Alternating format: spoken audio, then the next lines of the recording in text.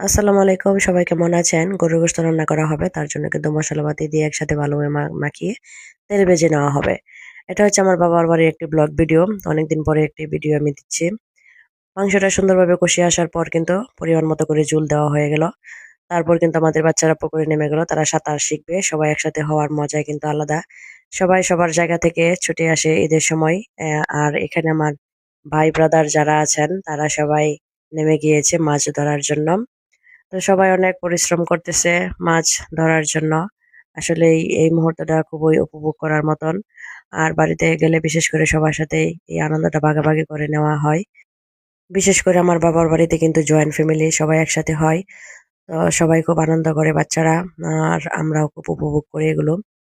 বিশেষ করে জয়েন্ট ফ্যামিলিতে সবাই একসাথে হলে যে আনন্দটা হয় সেটা কিন্তু একক পরিবারে হয় না আমার মনে হয়।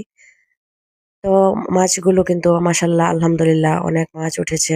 এই পুকুর থেকে কিন্তু আমাদের আরেকটা পুকুরে ট্রান্সফার করা হবে। আর খাওয়ার জন্য কিছু রাখা হবে। তো কিছু মাছ কিন্তু এভাবে উপরে মেলে নেওয়া হচ্ছে। তারপর কিন্তু আরেকটা পুকুরে ছেড়ে দেওয়া হচ্ছে। কিছু রাখা হচ্ছে।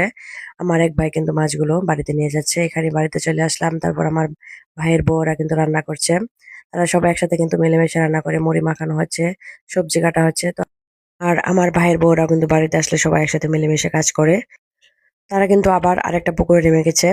তো ওইখান থেকে কিন্তু কিছু মাছ আবার রাখা হবে। আর এই আনন্দগুলো কিন্তু একমাত্র গ্রামের বাড়িতে করা সম্ভব। আমরা যারা শহরে বসবাস করি তারা কিন্তু এই আনন্দটা উপভোগ করতে পারি না। তো আমার বড় ভাইয়ের বউ কিন্তু এখানে এসে আবার আমার বাইস্তাদেরকে মুড়ি খাইয়ে দিচ্ছে। আর সবাই কিন্তু অপেক্ষা করছে কি মাছ উঠলো। তো আজকে আমার ভিডিওটা কেমন লাগলো সবাই কমেন্টস করে জানাবেন। আবার আমার পরিবারের জন্য সবাই দোয়া করবেন। আপনারা সবাই ভালো থাকবেন, সুস্থ থাকবেন। সেই পর্যন্ত খোদা হাফেজ।